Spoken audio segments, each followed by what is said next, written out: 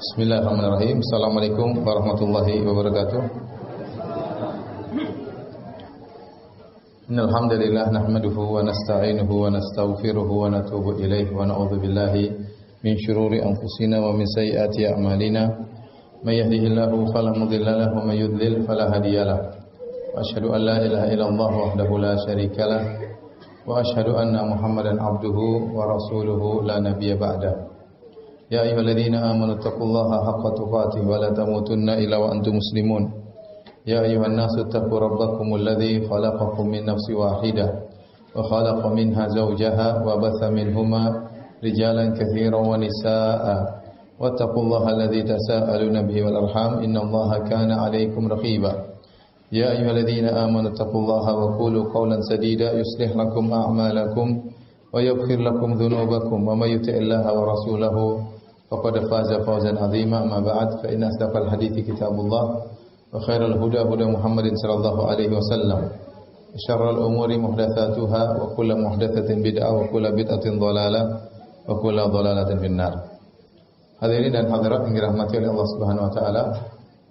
Alhamdulillah, puji dan syukur kita panjatkan kepada Allah Subhanahu wa taala yang memberikan kita kesempatan untuk bisa berjumpa kembali dalam rangka untuk menuntut ilmu.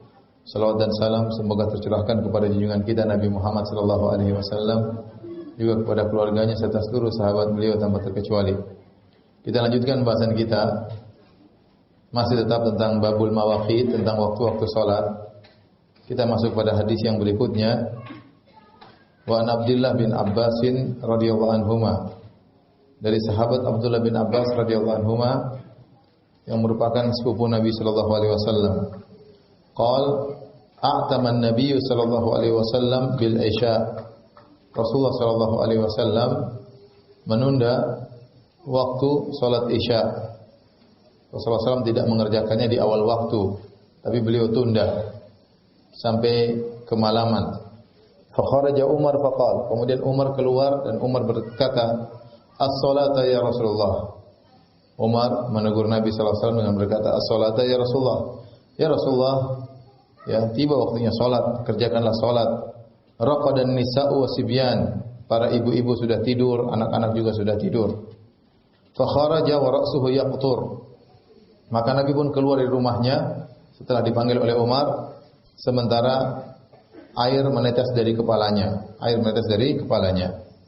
Yaqul, kemudian Nabi berkata, "Laula an asyqa ala ummati aw ala nas," kalau bukan karena merepotkan umatku atau menyusahkan manusia, la amartuhum bihadhihi shalah hadhihi sa'ata, maka aku akan menyuruh mereka untuk salat di waktu ini. Hadirin dan hadirat yang dirahmati oleh Allah Subhanahu wa taala, hadis ini menjelaskan tentang dianjurkannya salat Isya diakhirkan. Dan Nabi pernah melakukannya. A'taman Nabi artinya Nabi mengakhirkan waktu salat Isya, dan al-atamah adalah waktu gelap yang dimulai dari sepertiga malam pertama sampai tengah malam, disebut dengan al-atamah. Ya Rasulullah SAW, a'tamah itu Rasulullah SAW menunda waktu salat Isya sampai di waktu atamah. Itu beliau tunda. Dan ini waktu yang paling afdal salat Isya. Seandainya suatu jamaah di kampung sama-sama sepakat melaksanakan salat Isya jam 9 malam atau jam 10 malam tidak mengapa. Tetapi itu hal yang sulit. Itu hal yang sulit, ya. Dan ini mungkin kita lakukan tatkala kita bersafar.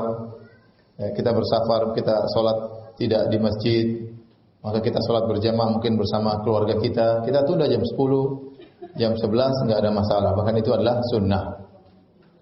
Ini juga berlaku bagi ibu-ibu, ya boleh dianjurkan, bahkan dianjurkan untuk mengakhirkan salat Isya, ya. Ya, kalau mampu, ya. Tetapi kalau tidak mampu, lebih baik di awal waktu daripada ketiduran, ya. Ya. Taib, di sini Nabi SAW mengakhirkan salat Isya. Akhirnya Umar menegur Nabi. Umar berkata, "As-salata ya Rasulullah." Ya Rasulullah, waktunya salat, dirikanlah salat. Umar menyebutkan sebabnya. Kenapa? Raqadan nisa wasibyan. Ibu-ibu sudah tidur, anak-anak sudah tidur karena kelamaan ditunda. Ibu sudah tidur, anak-anak juga sudah tidur. Ya. Ini akhirnya Rasulullah SAW segera keluar. Fakharaja, fa itu menunjukkan langsung. Maka Rasulullah SAW pun keluar. Wa ra'suhu yaqtur. Sementara air menetes dari rambutnya. Ini dalil bahwasanya Rasulullah SAW berwudu dan dia tidak mengusap air wudunya dengan handuk ya atau dengan kain. Dia biarkan air wudunya masih ada di tubuhnya. Buktinya dia keluar dari rumahnya sementara air tetap berjatuhan dari rambutnya. Ya. Kemudian Rasulullah SAW karena mendengar ibu-ibu sudah tidur, anak-anak sudah tidur, maka Rasulullah SAW pun segera melaksanakan sholat. Tapi Rasulullah SAW menjelaskan, laula an asyqa ala ummati, seandainya tidak memberatkan umatku, atau ala nasi, seandainya tidak merepotkan orang-orang, la amartuhum bi hadhihi salat hadhihi sa'ah. Aku akan menyuruh mereka untuk sholat di waktu ini. Sebenarnya kalau tidak merepotkan akan jadi wajib sholat isya di akhir malam atau di akhir waktu, ya, itu jam 11, jam 10. Tetapi karena Rasulullah SAW kasihan sama umatnya, ini berat, ya, maka Rasulullah SAW menyuruh sholat isya atau melaksanakan sholat isya di awal waktu. Tapi ini dalil para hadirin dan hadirat yang dirahmati oleh Allah Subhanahu Wa Taala. Bagaimana perhatian Nabi terhadap orang-orang yang lemah? Karena wanita, anak-anak itu orang-orang yang lemah. Ya, makanya Nabi SAW pernah sholat. Rasulullah SAW ingin panjangkan sholat. Tiba-tiba dia mendengar fasami'tu buka as-sabi. Tiba-tiba aku mendengar suara anak bayi yang menangis. Maka Rasulullah SAW pun menyegerakan sholatnya. Bahkan dalam sebagian riwayat Rasulullah SAW membaca inna a'tayna kal kautsar. Tadinya Rasulullah SAW ingin perpanjang, tapi gara-gara mendengar anak kecil yang menangis, Rasulullah SAW segerakan sholatnya. Demikian juga Rasulullah SAW pernah menegur sebagian sahabat yang sholatnya kelamaan. Maka Rasulullah SAW mengatakan inna minkum munafirin wa inna minkum munafirin. Ada di antara kalian yang membuat lari orang-orang. Ada di antara kalian yang membuat lari orang-orang. Idza amma ahadukum bin nas falyukhaffif. Kalau kalian menjadi imam, maka ringankanlah salat. Jangan panjang-panjang. Sebagaimana kasus yang pernah terjadi Mu'adz bin Jabal radhiyallahu anhu salat Isya. Waktu dia salat Isya dia baca surat Al-Baqarah. Akhirnya makmumnya di belakang ada yang langsung keluar salat sendiri, salam sendiri terus pulang ya. Karena Mu'adz terlalu lama. Akhirnya dilaporkan kepada Mu'adz ada sahabat yang begitu, maka Mu'adz pun mencela. Maka orang ini yang dicela lapor kepada Nabi, maka Nabi menegur Mu'adz. Nabi berkata, "Afatanun anta ya Mu'adz? Apakah kau bikin fitnah wahai Mu'adz? Aina anta min sabbihisma rabbikal a'la wasyamsi wadhuhaha?" Ya, kenapa kau tidak baca surat-surat tadi, wasyamsi wadhuhaha atau sabbihisma rabbikal a'la? Rasulullah SAW kasih contoh, salat Isya itu salatnya begini loh suratnya, jangan terlalu panjang-panjang. Jangan terlalu panjang-panjang. Ya, kalau orang sholat sendiri bebas. Rasulullah SAW sholat sendiri 1 rakaat, surat Al-Baqarah, surat An-Nisa, surat Al-Imran, 3 surat 1 rakaat. Beliau sholat sampai kaki beliau bengkak, bahkan pecah-pecah, tatafattar qadamah, sampai pecah-pecah kaki beliau sallallahu alaihi wasallam. Tetapi tatkala sholat menjadi imam, kasusnya lain. Maka Rasulullah SAW mengatakan, ya, wa inna min waraikum al-kabir was-saghir, ya. Ada orang tua, ada anak kecil. Kemudian juga wa inna min waraikum wadzal haja, ada orang yang punya kebutuhan, ya. Maka jangan salat lama-lama. Maka seorang menjadi imam melihat kondisi. Kalau ada sesuatu misalnya ya, ada anak-anak nangis, maka jangan salat lama-lama. Kasihan ibunya pusing dengar anaknya nangis. Ya. Makanya kalau jadi imam harus punya fikih. Jangan jadi imam terus kerjaannya dia murajaah Quran tatkala jadi imam ya. Jadi imam bukan untuk murajaah sebelum jadi imam, pas jadi imam lihat kondisi makmum ya. Bahkan disebut dalam sebagian riwayat sebagian sahabat waktu tahu yang jadi imam Mu'adz bin Jabal, mereka tidak jadi ke masjid. Ah, ini bakalan lama, salat di rumah aja. Ya, nah dia mau istirahat, besok ada pekerjaan ya. Jadi terjadi, saya pernah pergi ke suatu tempat, ada ikhwan salatnya lama sekali ya. 1 rakaat dia baca misalnya, untuk orang awam itu berat ya. 1 rakaat dia baca surat Al-Mulk. Tabarakalladzi biyadihil mulk. 1 rakaat pertama. Rakaat kedua surat lagi yang lain ya. Bukan di sini, bukan di Jakarta ya. Di tempat lain ya. Kemudian akhirnya ada yang ngeluh sama saya, "Ustaz, itu imam ikhwan kita terlalu lama, Ustaz. Sampai kemarin ada orang tua datang, begitu tahu dia mundur lagi, tidak jadi ke masjid. Ini yang disebut kata Nabi, inna minkum munafirin. Di antara kalian ada yang buat lari manusia. Maka seorang semangat menjalankan sunnah, ya, tetapi lihat situasi dan kondisi. Justru sunnah tatkala kita jadi imam, kita lihat kondisi orang-orang yang sholat di belakang kita. Ada anak-anak, ada orang tua, ada orang punya keperluan, ya. Maka jangan kita lama-lamakan sholat kita, biar mereka selesai sholat, mereka bisa melaksanakan kegiatan mereka. Baik, kita lanjutkan hadis berikutnya. An Aisyah radhiyallahu taala anha. Ani Nabi sallallahu alaihi wasallam, dari Aisyah radhiyallahu anha, dari Nabi sallallahu alaihi wasallam, Rasulullah SAW bersabda, "Idza uqimatis salatu wa hadara al-'asha'u fabda'u bil 'asha'." Wa an Ibnu Umar nahwuhu. Jika telah diiqamatkan salat, sementara sudah tiba makan malam, maka makanlah terlebih dahulu, kata Nabi sallallahu alaihi wasallam.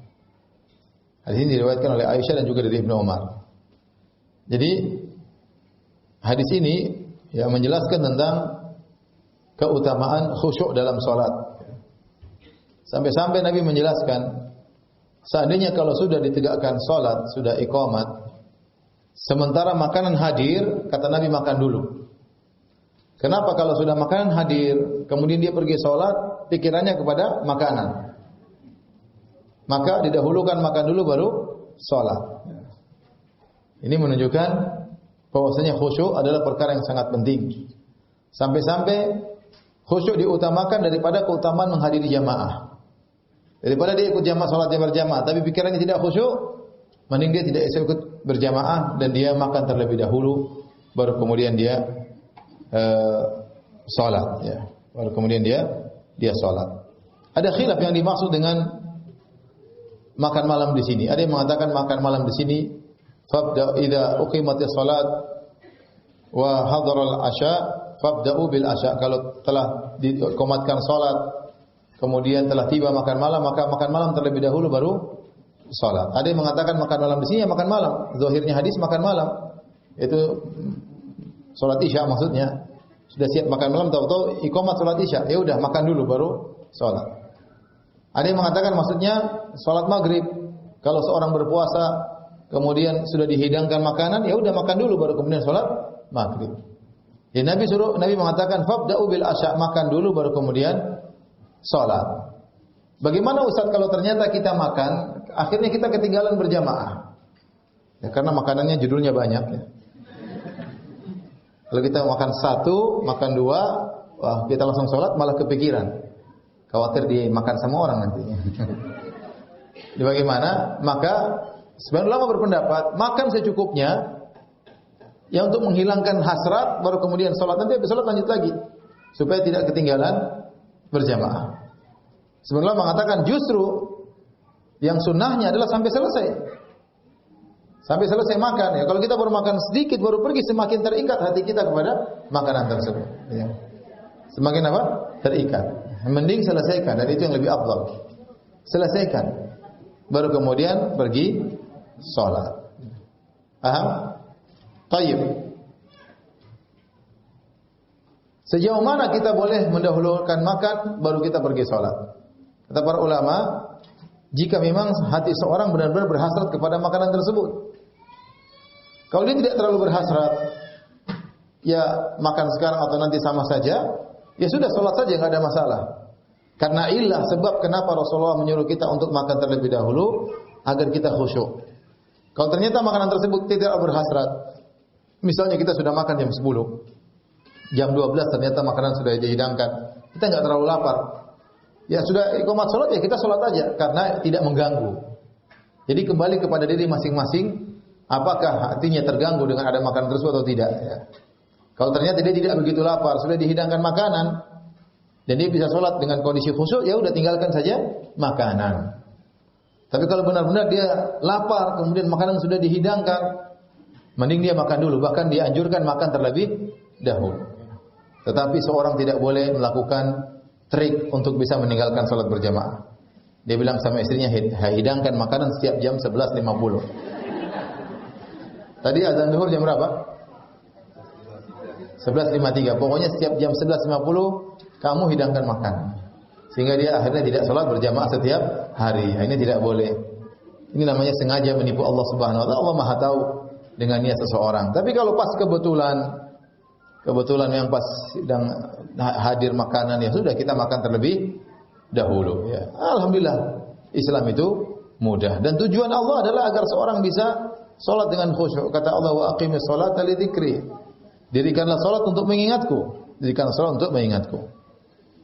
Hadis ini ya menunjukkan para hadirin hadirat ya tentang pentingnya khusyuk ya, pentingnya khusyuk.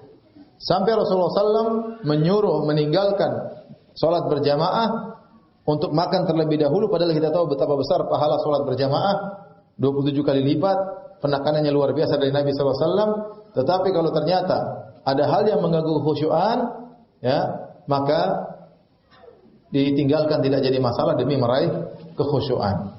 Ini dalil bahwasanya pentingnya khusyuk. Oleh karenanya Allah Subhanahu wa taala waktu menyebutkan tentang sifat-sifat orang beriman dalam surat Al-Mu'minun yang Allah mengatakan alladzina yarithuna al-firdausa hum fiha khalidun. Itu orang-orang yang mewarisi surga Firdaus, surga paling tinggi, dan mereka kekal di dalamnya. Allah buka firman-Nya dengan berkata, qad aflahal mu'minun. Sungguh beruntung orang-orang yang beriman. Pewaris surga Firdaus.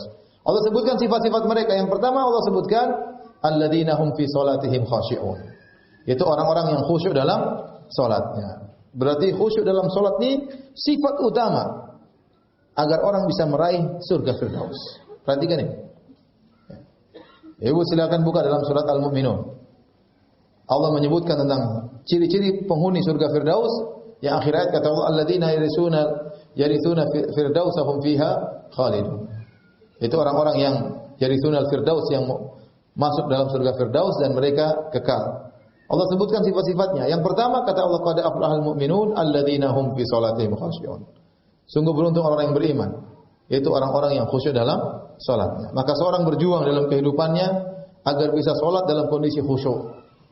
Kalau dia sudah bisa khusyuk dalam salatnya, betapa banyak pahala yang bisa dia raih dalam salatnya. Ya, bukankah Al-Imam Ibnu Taimiyah rahimahullah berkata, bisa jadi seorang salat bareng di saf yang pertama berdampingan satu dengan yang lain, tapi pahalanya jauh berbeda antara langit dan bumi. Kenapa yang satu khusyuk, yang satu tidak? Pahala salat di antaranya paling utama karena kekhusyuan. Karena tujuan salat apa? Tujuan salat kita mengingat Allah Subhanahu wa taala. Kalau ternyata tujuan tersebut hilang, maka salat kita mungkin sah namun tidak berarti. Tidak berarti di sisi Allah Subhanahu wa taala. Makanya Rasulullah SAW berkata, "Inna rajula la yansarifu min salati." Sungguh seorang meninggalkan salatnya, wa ma kutiba lahu, dan tidak dicatat pahala dari salatnya illa ya nisfuha, kecuali cuma setengah pahala salat, au sulusuha, kecuali cuma sepertiga, au rubu'uha, atau seperempat, au khumusuha, seperlima, au sudusuha, seperenam, au subu'uha, sepertujuh, au sumunuha, seperdelapan, ya, au tusu'uha, sepersembilan, au usyruha, atau sepersepuluhnya. Cuma sedikit. Di antara yang paling berpengaruh dalam ini adalah dia kurang khusyuk, kekhusyuannya kurang. Oleh karena para ikhwan dan akhwat, kita benar-benar berusaha agar bisa khusyuk dalam salat. Jadi masalah begitu orang takbir Allahu Akbar, langsung kalau dia salat subuh, rencana hari itu langsung dia pikirkan tentang salat subuh. Dia pikirkan, nanti habis ini saya ke pasar, saya beli ini. Kapan? Waktu dia salat subuh. Nanti salat Isya dia evaluasi tadi kemana. Jadi orang saking hafalnya dengan Al-Fatihah, begitu Allahu Akbar, langsung mulutnya baca doa iftitah sama Al-Fatihah meskipun pikirannya kemana-mana. Hebat manusia. Dia bisa melafalkan Al-Fatihah meskipun pikirannya ke makanan, ke pasar, kemana-mana. Sehingga orang salat Allahu Akbar, tahu-tahu imamnya Assalamualaikum, sudah selesai. Assalamualaikum warahmatullahi wabarakatuh. Tadi baca apa bingung. Ada cerita yang lucu, ada seorang entah salat maghrib, saya pernah dengar ceramah di Saudi. Dia habis salat kemudian dia tanya sama orang-orang yang hadir. Oh ya jamaah sekalian, tadi salat maghrib atau salat Isya ya. Siapa yang kabarkan kepadaku tadi imam baca salat apa rakaat pertama, surat apa rakaat kedua, salat apa? Maka semua enggak ada yang jawab. Jadi sering coba nanti malam ya. Nanti malam salat berjamaah salat maghrib, bisa tanya, tadi imam maghrib rakaat kedua surat apa? Banyak yang tidak tahu. Coba, tadi baca apa ya? Kenapa? Pikiran melayang. Maka dia tes, dia bilang, siapa yang bisa tahu imam tadi rakaat pertama baca surat apa, rakaat kedua baca surat apa, saya kasih hadiah. Enggak ada yang berani angkat tangan. Mungkin ada tapi malu. Kata dia, jamaah, jangan bikin malu, ayo. Saya kasih hadiah. Enggak ada yang angkat tangan. Akhirnya ada anak kecil bilang, saya ammi, om, saya om. Ya sudah sini. Itu kasih bikin malu tuh orang tua itu. Coba sebutkan, nanti om kasih hadiah. Rakaat pertama, rakaat kedua apa? Kata dia, rakaat pertama Al-Fatihah, rakaat kedua Al-Fatihah. Benar, dia tidak salah. Bukan itu pertanyaannya. Pertanyaan surat apa setelah Al-Fatihah. Jadi para hadirin hadirat yang dirahmati Allah Subhanahu wa taala, khusyuk ini perkara yang berat ya. Makanya seorang kalau bisa dapat nikmat khusyuk itu nikmat luar biasa. Dia salat tentram, dia cinta dengan salat, dia rindu untuk salat. Kenapa? Dia meraih kekhusyuan. Kalau dia tidak meraih kekhusyuan, salat itu hanya sekedar seperti beban yang ingin dia lepaskan. Lihat sampai pada derajat Nabi sallallahu alaihi wasallam. Rasulullah SAW mengatakan, "Ya Bilal, arihna bis salat." Wahai Bilal, tenangkanlah hatiku dengan apa? Salat. Istirahatkanlah kami dengan salat. Seakan-akan beban semua lepas tatkala seorang sedang salat. Nabi melepaskan bebannya dengan apa? Dengan salat. Berarti Nabi benar-benar menikmati apa? Salat tersebut. Maka seorang berusaha melatih diri untuk bisa khusyuk dalam salat. Sehingga jadilah salat itu sesuatu yang dia sukai. Dia senang kontak langsung dengan Allah Subhanahu wa taala. Taib. Meskipun khusyuk adalah perkara yang sangat penting dalam salat, tetapi dia tidak sampai pada derajat wajib. Wajib ditinjau oleh Allah Subhanahu wa taala dari sisi apa? Dari sisi syarat rukun salat terpenuhi, maka sah salat tersebut. Paham? Ya. Sebagaimana dalam hadis al-musii'u fi salatihi, ada seorang yang salat kemudian dia salah salatnya. Dia salat, dia datang kepada Nabi, dia ucapkan salam, kata Nabi, "Irji' fa shalli fa innaka lam tusalli." Balik lagi salatmu belum sah. Kemudian dia salat lagi. Kemudian dia datang kepada Nabi, kata Nabi, "Irji' fa shalli fa innaka lam tusalli." Balik lagi, salat kau belum salat. Maka dia salat lagi. Salah. Dia terlalu cepat salat. Dia datang kepada Nabi, kata Nabi, "Irji' fa shalli fa innaka lam tusalli." Balik lagi, kau belum salat. Tadi la uhsinu ghaira hadza. Ya Rasulullah, saya tidak bisa salat lebih bagus daripada ini. Maka Rasulullah SAW ajarkan, kalau kau salat maka begini, bertakbir, kemudian kau ruku, hatta tatma'inna raki'an, rukulah sampai kau tenang dalam rukukmu, ya. Kemudian kau berdiri, hatta tatma'inna qa'iman, sampai kau merasa tenang dalam diri. Kemudian kau sujud, sampai kau sujud tenang dalam sujudnya, tumak ini maksudnya tenang. Ya, kemudian kau duduk di antara dua sujud sampai kau tenang. Rasulullah sebutkan syarat-syarat dan rukun salat. Kemudian kata Rasulullah SAW, fa idza fa'alta hadza faqad tammat salatuka. Kalau kau sudah melakukan ini semua, maka salatmu sudah sempurna, sudah sah.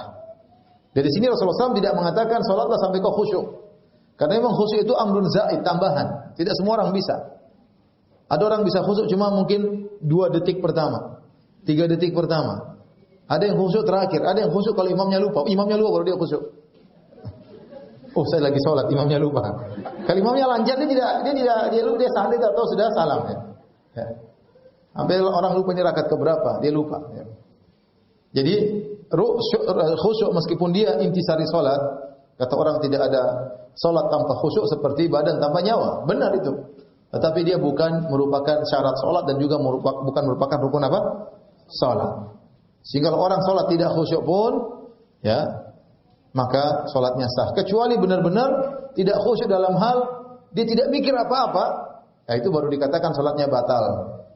Kata sebagian ulama, sebagaimana firman Allah Subhanahu wa taala, "Ya ayyuhalladzina amanu la taqrabus salata wa antum sukara hatta ta'lamu ma taqulun." Wahai orang-orang yang beriman, janganlah kalian mendekati salat sementara kalian dalam kondisi mabuk sampai kalian tahu apa yang kalian ucapkan. Jadi kalau orang benar-benar dalam kondisi tidak mikir apa-apa, dia masuk tidak tahu dalam kondisi salat seperti orang mabuk, maka ini salatnya tidak sah. Tapi selama dia sadar dia dalam kondisi salat, dia masih baca apa yang dia baca, dan pikirannya melayang kemana-mana, salatnya sah tapi pahalanya berkurang. Sangat-sangat berkurang. Jadi tidak meraih pahala kecuali sekadar salat yang dia bisa khusyui dalam salat tersebut. Ya. Jadi perhatikan seorang berusaha untuk apa? Khusyuk. Saking pentingnya khusyuk ini, sampai-sampai Nabi menyuruh makan dulu baru kemudian salat. Karena kalau orang salat mikirin makanan, maka dia tidak khusyuk.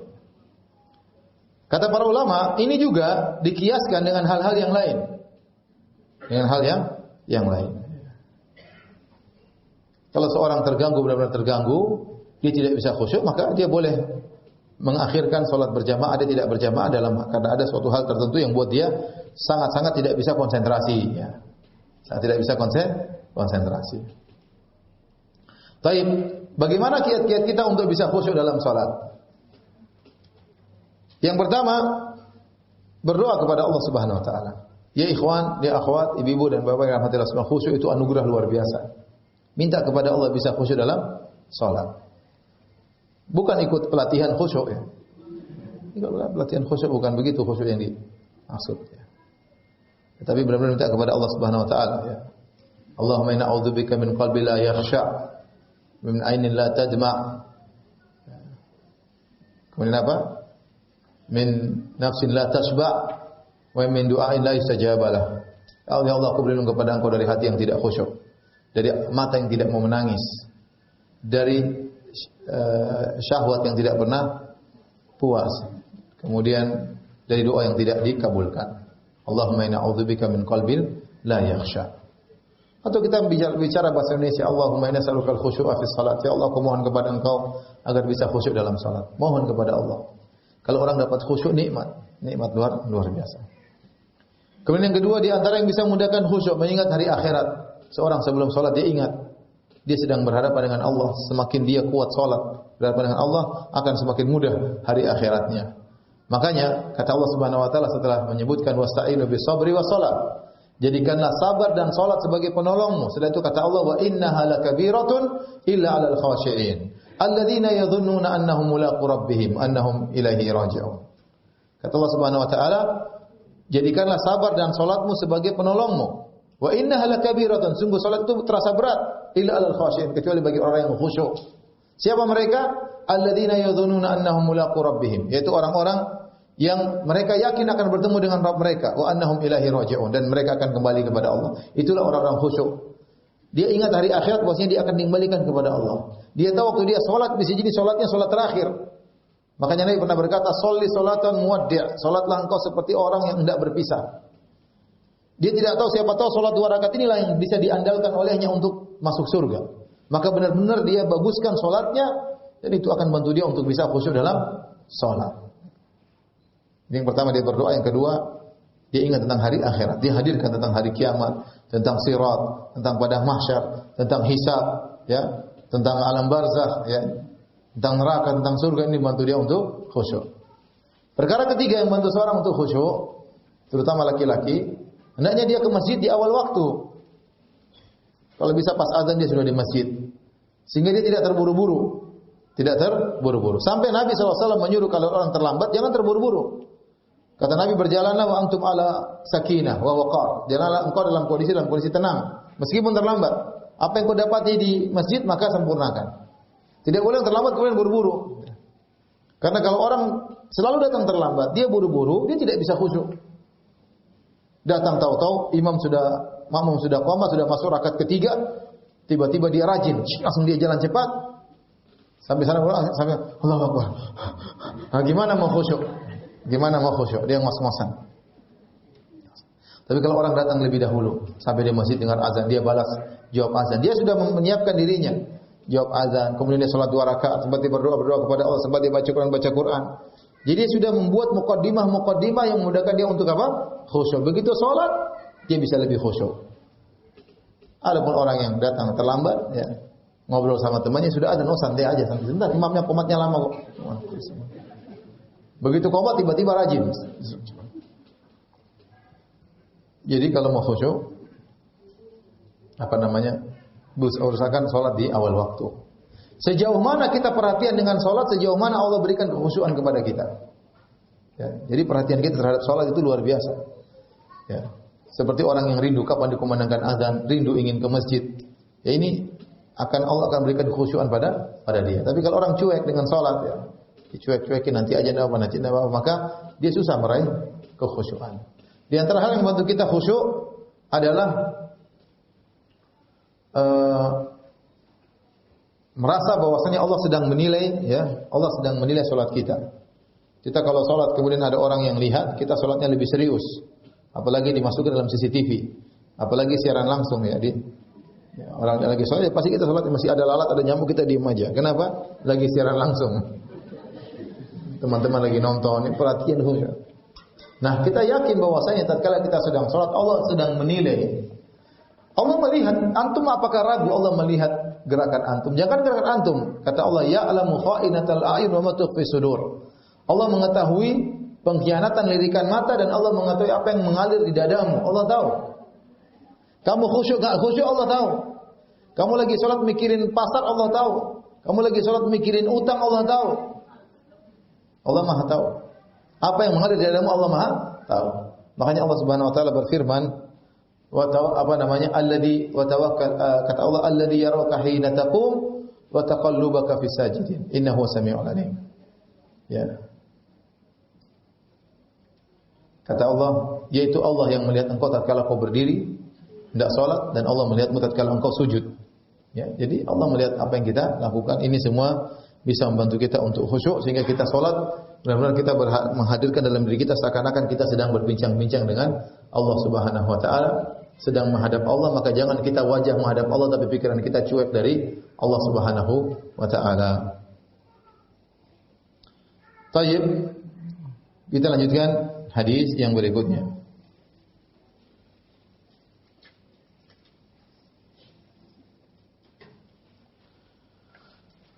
Hadis berikutnya, wali muslimin an Aisyah radhiyallahu anha, dari dalam sahih Muslim dari Aisyah radhiyallahu anha. Qalat, kata beliau, sami'tu Rasulullah sallallahu alaihi wasallam yaqul, aku mendengar Rasulullah sallallahu alaihi wasallam bersabda, la salata li hadrati ta'am, la salata li hadrati ta'amin wala wa huwa yudafi'ul akhbathan aw wa huwa yudafi'ul akhbathain.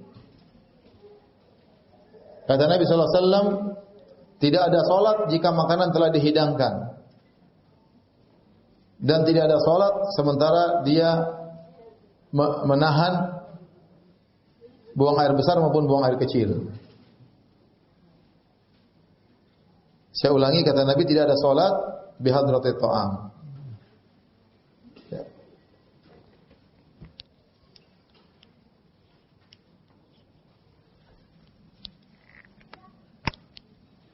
Nabi SAW, la salata di hadrati ta'am wala wa huwa yudafi'ul al-akhbathan.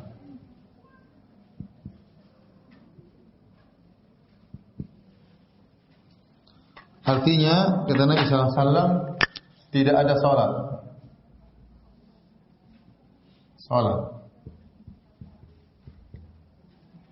jika telah hadir makanan.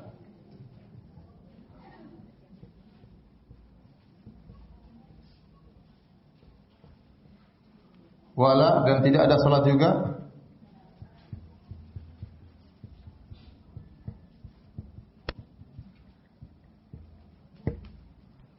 dalam kondisi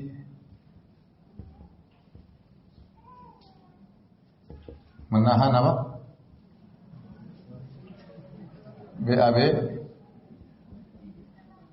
dan BAK.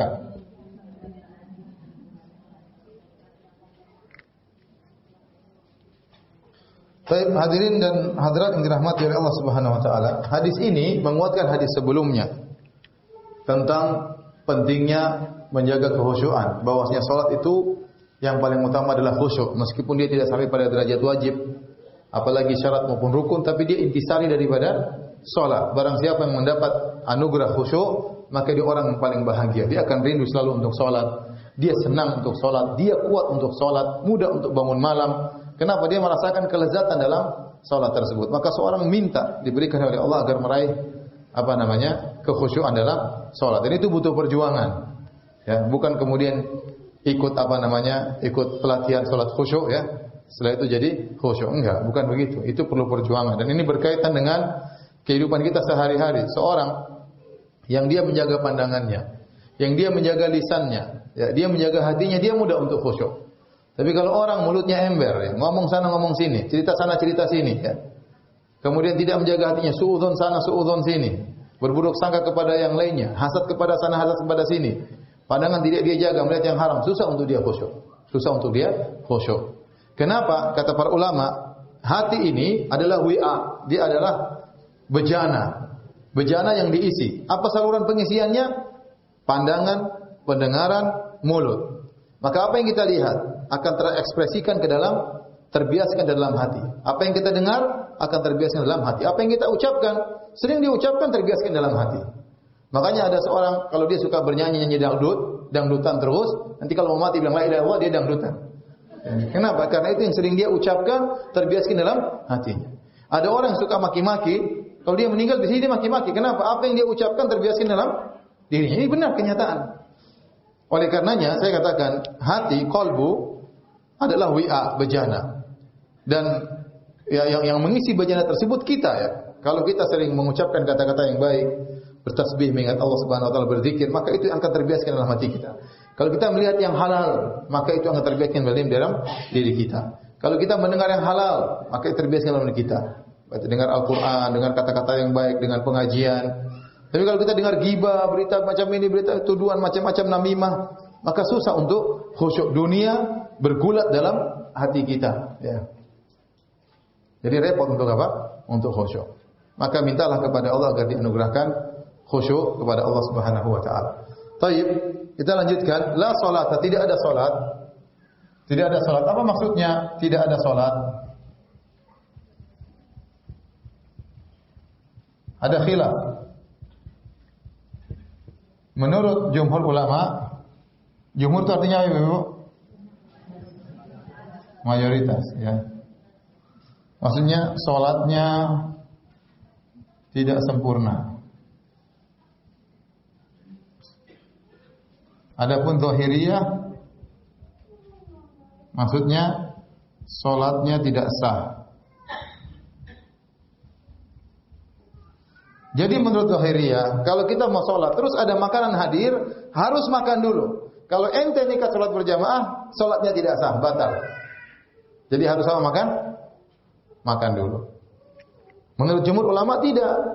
Kamu makan dulu, tapi kalau kamu nekat salat, maka salatmu tidak sempurna. Kenapa? Pikiranmu terganggu. Maka yang paling utama adalah makan terlebih dahulu, ya. Ini sama. Tatkala seorang salat, kemudian dia dalam kondisi menahan, buang air besar, buang air kecil, ya. Salatnya sah atau tidak? Menurut jumhur ulama salatnya sah tapi tidak sempurna. Salatnya tidak sempurna tapi apa?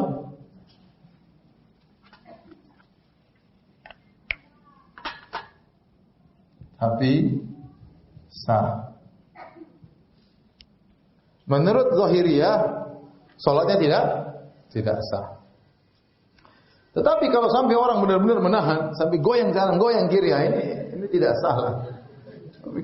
Akhirnya apa? Orang kalau sudah sholat dan dia menahan buang air besar, buang air kecil, nanti yang disalahkan imamnya. Imam lama sekali. Padahal imam sudah baca qul huwallahu ahad. Tapi dia yang salah, bukan imam. Tapi dia nyala-nyalain siapa? Imam. Padahal kesalahan pada dia, bukan pada imam. Sering orang seperti itu, salah pada dia salahkan orang. Imamnya normal-normal saja, tapi dia punya keperluan. Imamnya kok lama sekali. Padahal imamnya biasa. Cuma dia ada keperluan. Ya. Makanya kata orang, jangan salahkan cermin kalau wajah Anda tidak ganteng di cermin. Bukan cermin yang salah, tapi wajah Anda yang bermasalah. Jangan salahkan imam kalau Anda tidak khusyuk. Bukan imamnya bermasalah, hati Anda yang bermasalah. Paham? Seperti itu. Jangan salahkan istri kalau kelihatan tidak cantik. Mata Anda yang bermasalah. Suka ngelirik sana, ngelirik sini, lihat banyak cewek. Akhirnya istri tidak kelihatan apa? Cantik. Seandainya Anda tundukkan pandangan, istri Anda akan tercantik di dunia, meskipun dunia kecil, ya. Paham? Nah, wala wa huwa yudafa'ul akhbathan. Sama ini, hati tidak boleh salat kalau menahan apa? Menahan buang air besar, buang air kecil. Kata para ulama, ya, termasuk ya buang angin. Sama, buang angin juga ini punya pengaruh, dan ini malah yang sering dihadapi oleh orang. Lagi sholat dia mau buang angin, apalagi di Masjid Nabawi, Masjidil Haram. Begitu masuk masjid, azan, aduh. Terlalu jauh hotel, udah maju aja. Maju akhirnya apa? Di dalam gelisah. Kenapa dia buang angin kan? Sementara anginnya ingin berlepas. Sudah menyerang, ingin berhembus, dia tahan-tahan. Biarkanlah dia berhembus ya. Akhirnya apa? Akhirnya dia sudah sendiri ya. Nah, bagaimana hukum orang sholat menahan buang angin, menahan air besar tadi? Ya. Kita perinci kalau pendapat jumhur ya, pendapat jumhur ya.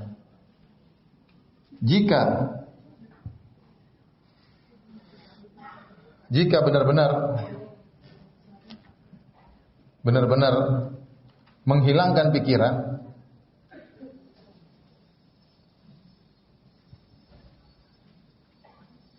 maka salatnya apa? Tidak sah. Sama seperti orang mabuk.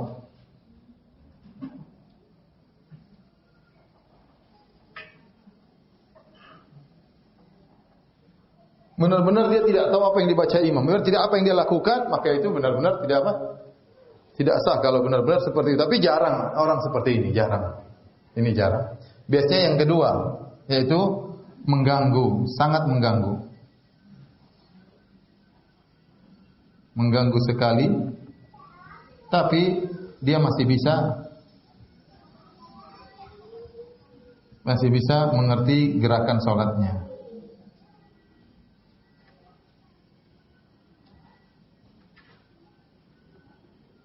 Maka ini tadi apa yang sama, apa namanya? Sah, tapi tidak sempurna.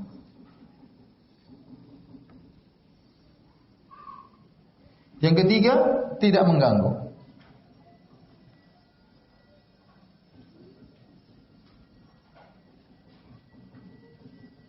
Atau gangguan hanya sedikit, hanya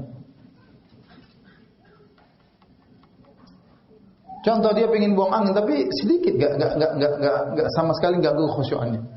Dia tahan hilang rasa tersebut, kemudian dia sholat bisa khusyuk. Nah ini enggak ada masalah. Ini ya sholat tetap sempurna.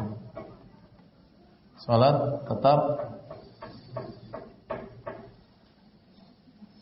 Ini kembali kepada masing-masing kita. Kita tahu enggak sejauh mana gangguan tersebut. Sama seperti makanan kalau ternyata benar-benar mengganggu, ya maka itu makan dulu. Tapi kalau kita lihat makanan kita pingin tapi enggak terlalu mengganggu. Kita mau sholat tahu-tahu dihidangkan es krim. Pingin sih tapi sudah biasa makan es krim ya. Seperti jadi tidak terlalu, kita pingin tapi enggak terlalu mengganggu, ya sholat aja dulu. Dan itu sempurna sholat kita karena makanan tersebut tidak mengganggu. Paham? Paham tidak?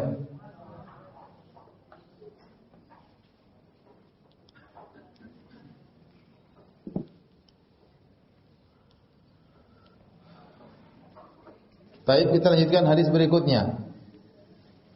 Hadis berikutnya. Wa an Abdullah bin Abbas radhiyallahu anhuma, dari sahabat Abdullah bin Abbas. Abdullah bin Abbas tadi siapanya Nabi? Sepupunya Nabi sallallahu alaihi wasallam. Ahlul Bait. Qala syahida indi rijalun mardiyun. Hadir di sisiku orang-orang yang aku ridhai, yang aku sukai mereka. Wa ardhahum indi Umar, dan yang paling aku ridhai, yang paling aku sukai di antara mereka adalah Umar bin Khattab radhiyallahu anhu. Anna Rasulullah sallallahu alaihi wasallam naha 'anis salati ba'da subhi hatta tusyriqu asy-syamsu wa ba'da al-'asri hatta taghrub. Sungguhnya Rasulullah sallallahu ya melarang salat setelah salat subuh sampai matahari terbit. Isyraq ya, sampai waktu isyraq itu matahari sudah berjarak 1 tombak di atas cakrawala. Wa ba'dal asri hatta taghrub, dan Rasulullah melarang salat setelah salat asar sampai terbenam matahari. Wa ma fi ma'nahu min al-hadits al-ashir an Abi Sa'id al-Khudri, dan ada hadis berikutnya sama, hadis Abu Sa'id al-Khudri an Rasulullah sallallahu alaihi wasallam, Rasulullah sallallahu beliau bersabda, la salata ba'da subhi hatta tatafi asy-syamsu. Tidak ada salat setelah salat subuh sampai matahari naik. Wala salata ba'da al-'asri hatta taghiba asy-syamsu. Tidak ada salat setelah salat asar sampai terbenam matahari. Qala al-musannif rahimahullah. Berkata Al-Maqdisi, Abdul Ghani Al-Maqdisi rahimahullah, wa fil babi an Ali ibni Abi Thalib wa Abdullah bin Mas'udin. Dan masalah ini juga hadis-hadis seperti ini diriwayatkan juga dari Ali bin Abi Thalib radhiyallahu anhu dan Ibnu Mas'ud radhiyallahu anhu. Kemudian juga dari Abdullah bin Umar bin Khattab dan Abdullah bin Amr bin Al-As, wa Abi Hurairah wa Samurah bin Jundub wa Salam bin Al-Aqwa wa Zaid bin Thabit wa Mu'adz bin Afra wa Ka'ab bin Murrah wa Abi Umamah Al-Bahili. Jadi sahabat-sahabat yang meriwayatkan tentang larangan salat setelah salat asar sampai terbenam matahari dan larangan setelah salat subuh sampai matahari meninggi, ini yang meriwayatkan banyak sahabatnya. Tadi saya ulangi, bukan Aisyah, Ibnu Abbas, kemudian siapa? Abu Sa'id Al-Khudri, kemudian Ibnu Umar, kemudian Abdullah bin Amr bin Al-As, kemudian Abu Hurairah, kemudian Samurah bin Jundub, kemudian Salamah ibn Al-Aqwa, kemudian Zaid bin Sabit, kemudian Mu'adz bin Afra, Ka'ab bin Murrah, Abu Umamah Al-Bahili. Hampir 10 orang ya yang meriwayat tentang hadis-hadis larangan salat sunnah setelah salat asar dan setelah salat subuh. Baik, kita akan bahas tentang waktu-waktu terlarang. Waktu-waktu terlarang.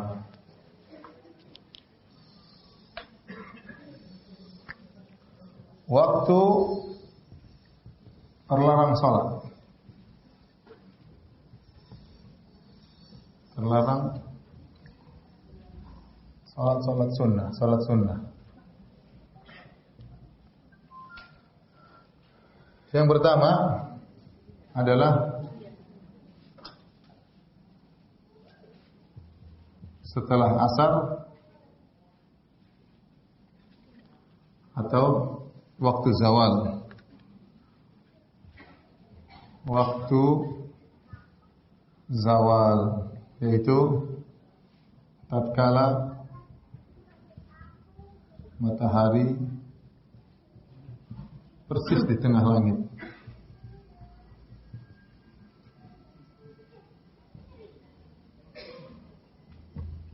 Ini kata sebagian ulama, yaitu kira-kira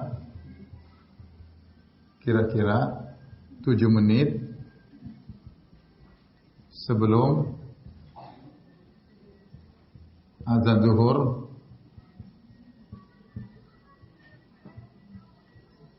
sampai apa? Zuhur.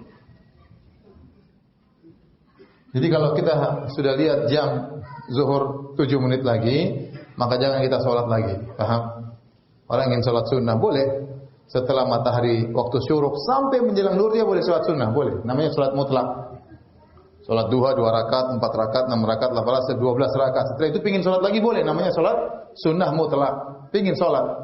Tapi kalau sudah 7 menit sebelum azan zuhur, maka berhenti.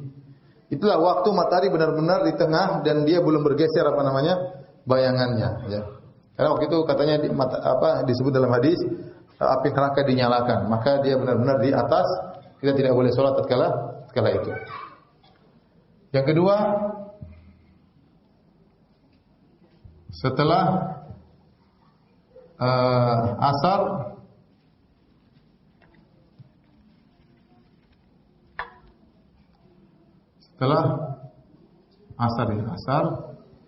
hingga terbenam matahari.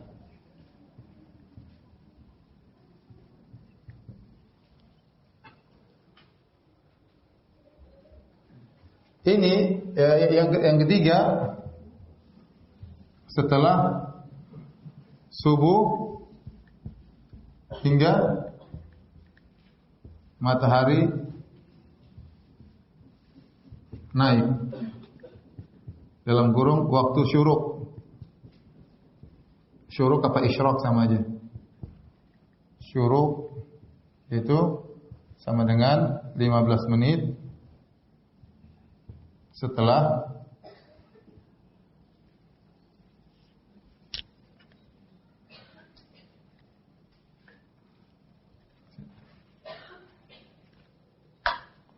waktunya kira-kira 15 menit setelah matahari terbit.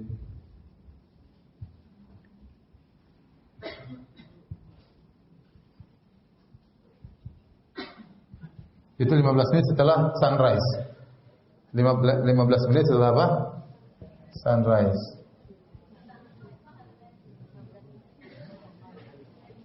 Betul begitu tulisannya? Betul. Saya tidak tahu bahasa Inggris misalnya. Saya tulisan like bahaya. Taib. Ini yang ketiga. Yang keempat lebih spesial. Ini sebenarnya tambahan aja. Yaitu ketika matahari, ketika bulatan matahari. Ini perincian aja sebenarnya dari ya 2 dan 3. Ketika bulatan matahari di cakrawala hingga terbenam. Yang kelima, ketika bulatan matahari di cakrawala hingga terbit. Jadi sebagian ulama memandang ini waktu yang sangat terlarang.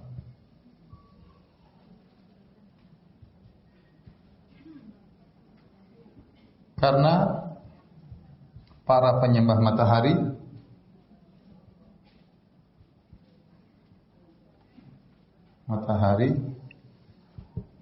lagi sujud ketika itu. Jadi waktu matahari mulai setelah sholat asar, mulailah para penyembah matahari mulai bersiap-siap, mungkin zikir-zikir, wirid pagi petang mungkin mereka kan. Wirid mereka ada. Nah, begitu matahari di cakrawala begini, matahari begini, sudah mulai di cakrawala, sudah mulai terbenam, maka ini benar-benar mereka apa? Sujud. Ya. Terus mereka lagi sujud, terus sampai hilang. Mereka sujud. Sama tatkala yang kelima, tatkala terbit sama. Jadi mereka sujud pas matahari mulai muncul tuh. Terus mereka sujud sampai matahari apa? Keluar. Mereka lagi sujud. Paham? Ini matahari ya. Ini cakrawala. Yang sudah kasih warna merah lah.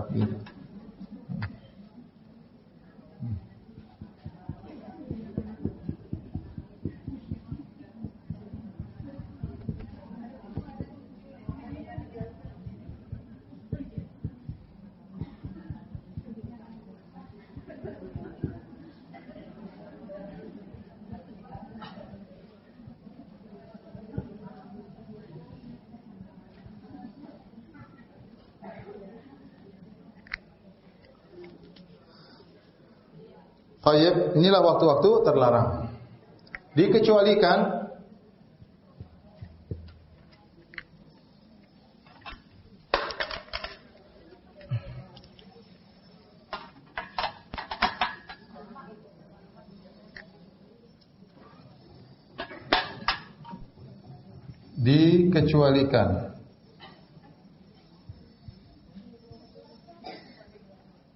boleh sholat di waktu terlarang.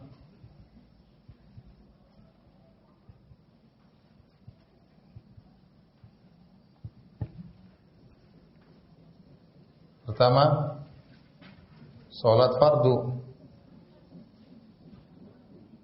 Seorang misalnya dia belum sholat asar dan dia sholat asar pas lagi matahari mau apa? Tenggelam, ya.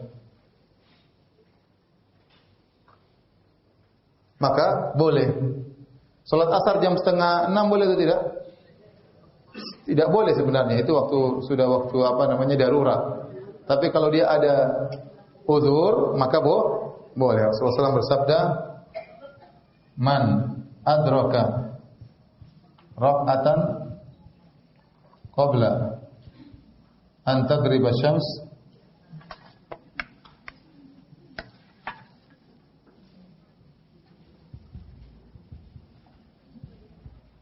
faqad adraka salat.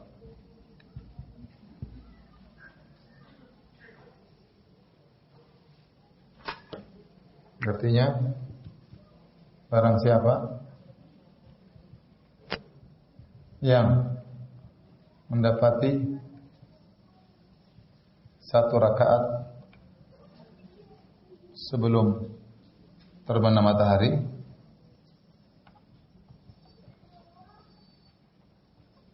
maka dia sah sholatnya. Jadi kalau dia sholat pas matahari mau terbenam seperti ini, dia sholat begini, dapat satu rakaat, maka rakaat kedua pasti matahari sudah apa? Masuk. Sholatnya bagaimana? Tetap sah. Waktu terlarang, iya waktu terlarang, tapi itu sholat fardu. Paham? Sama, barang siapa yang dapat rakaat sebelum matahari terbenam, matahari baru terbenam, dia sholat subuh satu rakaat, tetap sah sholatnya. Paham? Paham tidak? Yang kedua yang dikecualikan,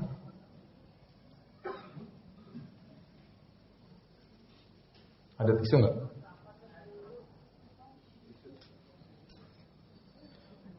Yang kedua, salat qadha. Sama, orang kemudian apa? Dia terlambat bangun, ya. Kemudian dia bangun tatkala waktu terlarang, maka tidak apa-apa dia salat. Paham? Kemudian kata para ulama lagi, 3, salat janazah. Karena salat janazah tidak ada sujudnya. Paham? Sehingga tidak ada tasyabuh kepada orang musyrik. Sehingga tidak ada tasyabuh dengan penyembah matahari yang lagi sujud.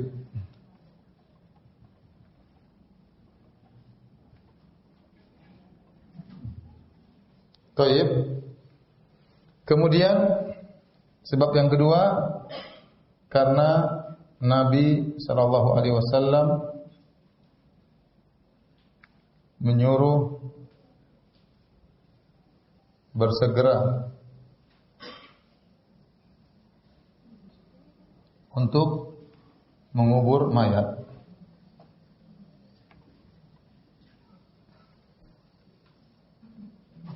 Maka asar, waktu terlarang asar subuh nggak jadi masalah.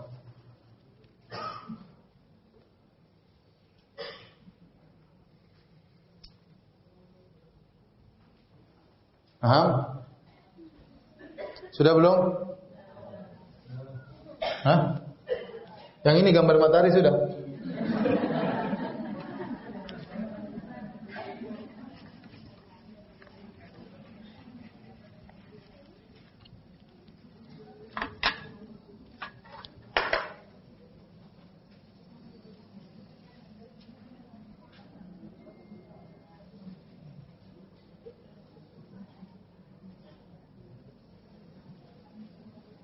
Yang keempat,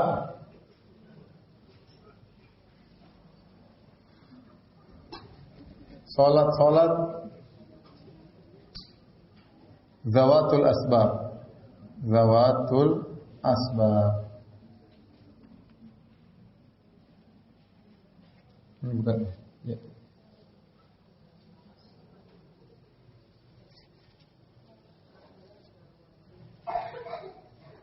Tunggu, ini juga masih ada, ini yang keempat ya. Yang keempat, salat gerhana. Salat gerhana juga itu apa namanya?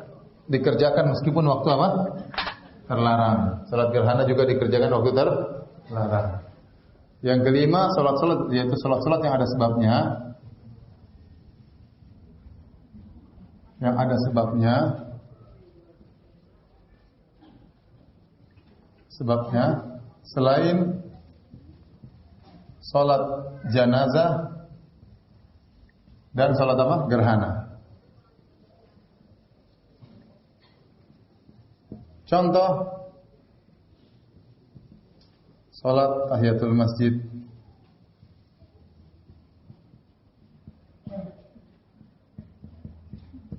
Saya lupa. Ini yang ke-6, 5 juga. Salat yang dibolehkan juga 2 rakaat setelah tawaf. Karena tawaf dibolehkan dalam hadis ya. Wahai Bani Abdul Manaf, la tamna'u ahadan. Janganlah kalian melarang seorang pun yang hendak tawaf di Ka'bah dan salat ya.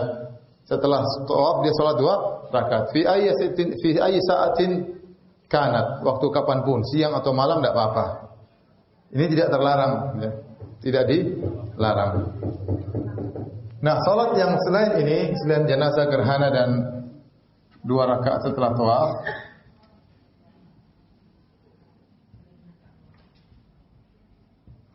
maka ada seperti contoh salat tahiyatul masjid, kemudian salat apa? Wudu, terus apa? Istikharah, apa? Salat taubat,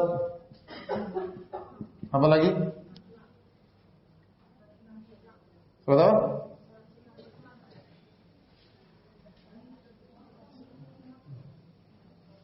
Enggak, ini yang ada sebabnya. Salat sunat mutlak tidak ada sebabnya. Ya.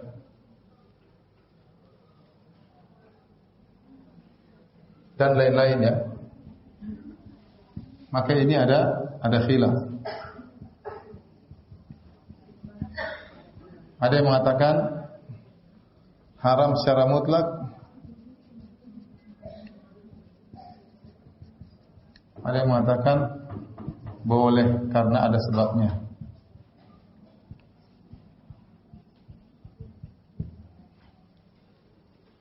Ini pendapat Imam Syafi'i. Ini pendapat mazhab Syafi'i.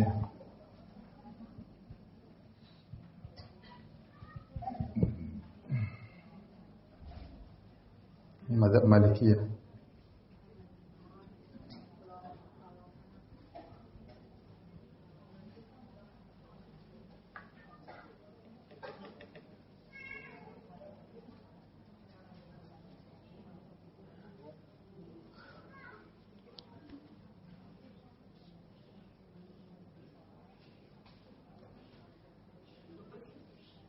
Mana yang lebih kuat? Wallahu a'lam bishawab ya. Saya lebih cenderung kepada mazhab Syafi'i. Kenapa? Rasulullah SAW bersabda, "Idza dakhala ahadukumul masjida fala yajlis hatta yusalli rak'atain." Ini masalah usul fikih. Kata Nabi sallallahu alaihi wasallam, jika salah seorang kalian masuk masjid, maka jangan dia duduk sampai dia salat 2 rakaat. Di sini jika ya. Di sini jika itu apa? Bersifat umum. Umum dari sisi waktu. Jadi kapan saja kamu masuk masjid, umum. Termasuk waktu terlarang, maka salatnya 2 rakaat. Maka ini dijadikan dalil bahwasanya kapan saja masuk masjid, mesti waktu terlarang boleh salat 2 rakaat. Adapun pendapat jumhur, kata mereka, la salata ba'dal subhi. Sampai katanya tidak ada salat. Tidak ada salat. Tidak ada salat. Tidak ada salat. Maka salat sini umum. Mencakup salat tahiyatul masjid.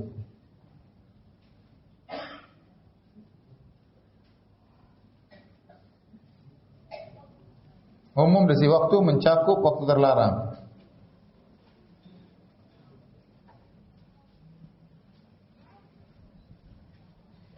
Ibu sudah hang belum? Setengah hang. Sudah ini terakhir, habis ini selesai. Jadi ada dua cara pandang para ulama tentang bagaimana hukum sholat tahiyatul masjid setelah asar. Ini sering kita lakukan. Kita masuk ke masjid setelah apa? Asar. Apakah boleh kita sholat tahiyatul masjid apa enggak usah? Maka ada dua pendapat. Pendapat jumhur ulama mengatakan tidak boleh. Kenapa Rasulullah mengatakan la sholata ba'da subhi atau la sholata ba'dal asar? Tidak ada sholat setelah asar sampai matahari terbenam. Kata Nabi tidak ada sholat, sholatnya umum, mencakup seluruh sholat termasuk sholat tahiyatul masjid, maka tidak boleh. Keumumannya dari sisi sholatnya, paham? Paham enggak ibu-ibu? Di sini tidak ada sholat umum, mencakup sholat tahiyatul masjid. Sampai ada dalil yang membolehkannya. Adapun yang pertama, pendapat Imam Syafi'i, mazhab Syafi'i, idza dakhala ahadukumul masjid, kalau salah seorang masuk masjid, jika ini umum dalam sisi waktu, maka mencakup seluruh waktu termasuk waktu terlarang. Maka barang siapa yang masuk masjid waktu terlarang, sholat 2 rakaat. Maka dalam hal ini bertentangan dua keumuman. Imam Syafi'i atau mazhab Syafi'i berpegang dengan keumuman dari sisi waktu. Kalau kau masuk masjid kapan saja, silakan sholat tahiyatul masjid. Adapun jumhur ulama berpendapat dari sisi keumuman sholat. Tidak ada sholat apapun setelah asar, termasuk sholat tahiyatul masjid. Keumuman mana yang lebih kita kuatkan, ini apa ini? Maka dua-duanya kuat. Sebagian ulama merajihkan ya dengan mengambil penguat dari sisi luar. Mana keumuman yang lebih kuat? Keumuman ini apa keumuman ini? Ternyata la sholata ba'dal subhi, tidak ada sholat setelah subuh, tidak ada sholat setelah asar. Keumumannya tidak begitu kuat karena banyak sholat-sholat yang dikecualikan. Contohnya tadi sholat fardu, contohnya sholat qadha, contohnya sholat janazah. Ini sholat-sholat sunnah nih. Contohnya sholat gerhana, contohnya sholat 2 rakaat setelah tawaf. Ini sholat-sholat semua ini disepakati oleh ulama boleh dikerjakan meskipun waktu terlarang. Sehingga keumuman sholat sini tidak kuat. Paham? Maka tatkala keumuman sholat sini tidak kuat, kita dahulukan keumuman waktu. Maka boleh sholat tahiyatul masjid tatkala di waktu terlarang. Paham Ibu? Belum ya? Berarti sudah hang.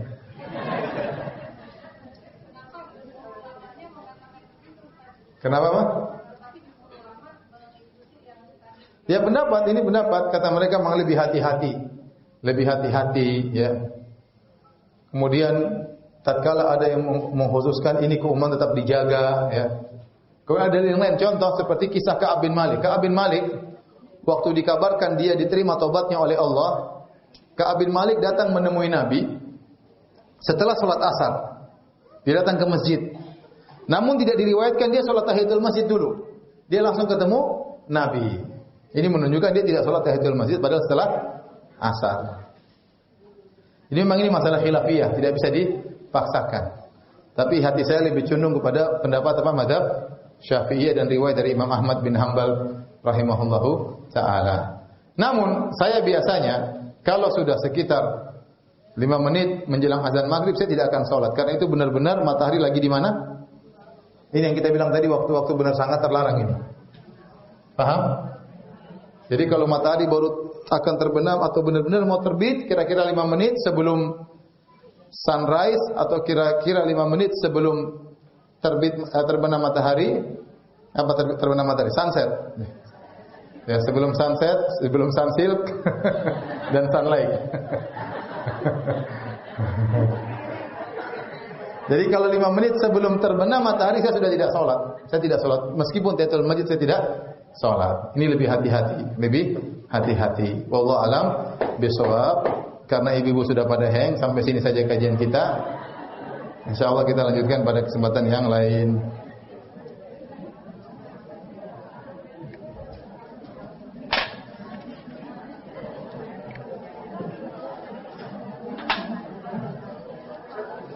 Kalau mengalami kemacetan di jalan, apa itu masuk wujud? Sholat asar.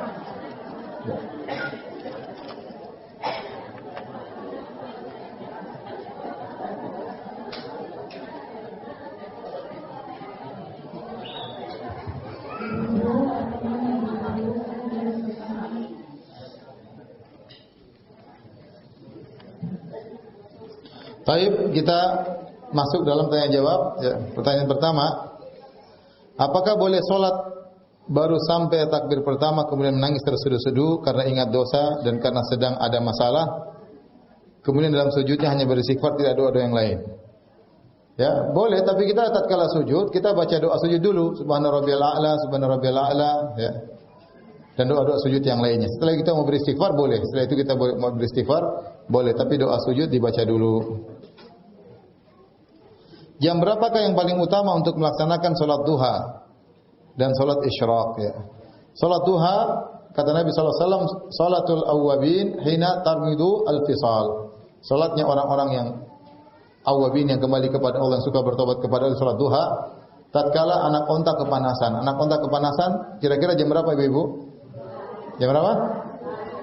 Ibu-ibu punya unta kan? Tahu? Ya kira-kira jam segitu, kira-kira jam 10, kira-kira jam 10, ya.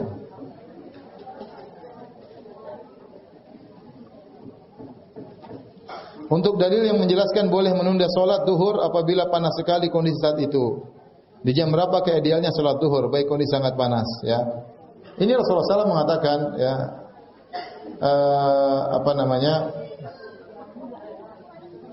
abridu bis salat, ya. Fa inna syiddatal harri min fahi jahannam. Akan datang kalau enggak salah, ya. Rasulullah SAW menyuruh untuk menunda apa? Salat, waktu salat tatkala benar-benar sangat panas. Ini Allah alam bisawab, terutama tatkala salat berjamaah. Karena mereka keluar dari rumah, kemudian kumpul di masjid, apalagi masjid zaman Nabi itu panas tanahnya, ya. Maka Nabi suruh menunda. Tapi sekarang ini tidak diamalkan. Sekarang tidak diamalkan. Kenapa? Karena di Indonesia tidak terlalu panas. Ini berbeda tatkala panas di kota Madinah, benar-benar panas sampai 55 derajat, 56 derajat, 58 derajat. Indonesia tidak terlalu panas. Yang kedua, di Madinah juga tidak diamalkan. Kenapa? Begitu masuk masjid sudah ada AC. Ya, jadi sekarang orang tidak mengamalkan hadis tersebut karena ilahnya sudah tidak ditemukan. Nah, kalau kita di Indonesia, saya rasa tidak perlu karena panasnya begitu-begitu aja, selalu apa? Stabil.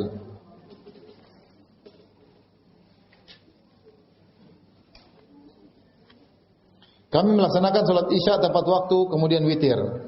Malam jam 3.30 salat tahajud tanpa witir. Apakah afdal? Tidak, yang afdal witir diakhirkan.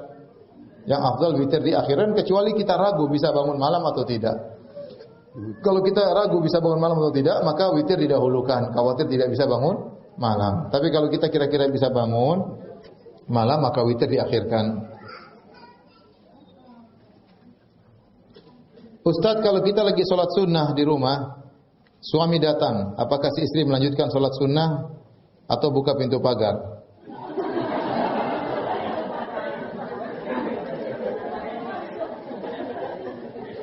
Karena suami bawa mobil dan membunyikan klakson sebagai tanda agar dibukakan pintu. Kalau memang benar-benar kita baru di awal, tidak apa kita batalkan sholat. Tidak apa kita batalkan sholat. Tapi kalau tinggal terakhir sudah menjelang, selesaikan segera. Selesaikan apa? Segera. Terus buka pintu, maaf suamiku, saya lagi sholat duha. Bukannya riya, coba mau kasih tahu. Dia jadi, insya Allah ini dia nggak jadi marah, ya. Mama lagi sholat duha. Tapi kalau awal mending kita apa? Batalkan, ya. Karena suami nanti macam-macam lagi.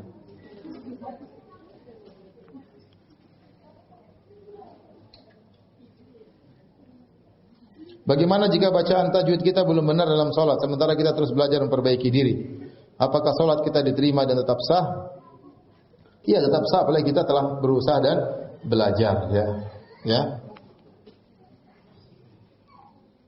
Kata Nabi SAW, Al-mahir bil Quran ma'al kiramil bararah. Orang yang pandai baca Quran bersama dengan malaikat yang baik. Walladhi yaqra'ul Quran wa yatata'ta wa huwa syaqqun 'alaihi lahu ajran. Barang siapa yang baca Quran kemudian dia terbata-bata dan susah, maka dapat 2 pahala. Pahala belajar dan pahala baca Quran.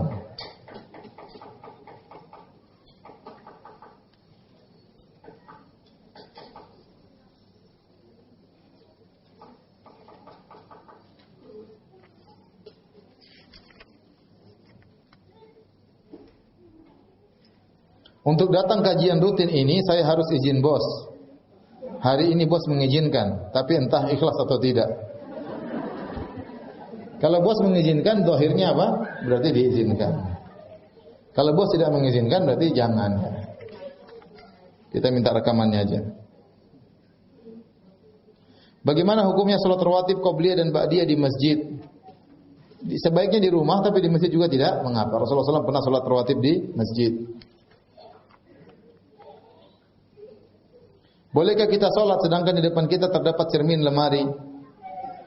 Atau kalau salat di masjid yang dindingnya dari cermin yang dapat memantulkan anggota tubuh kita? Tidak ada masalah, tidak ada larangan. Ya. Yang penting kita konsentrasi, jangan lihat kepada cermin kita. Ya.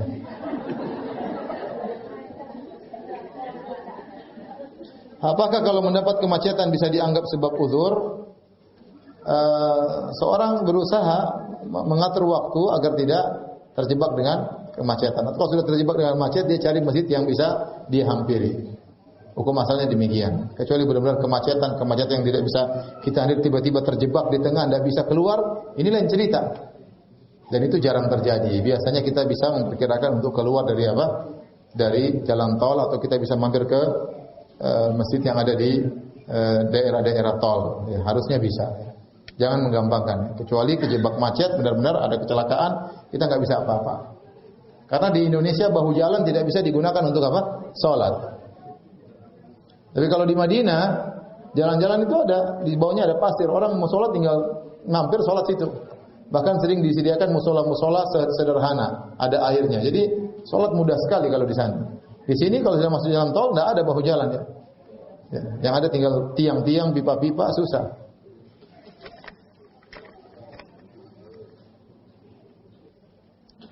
Baik, demikian saja kajian kita. Insyaallah kita lanjutkan pada pertemuan berikutnya. Subhanakallah bihamdik asyhadu an la ilaha illa anta astaghfiruka wa atubu ilaik. Assalamualaikum warahmatullahi wabarakatuh.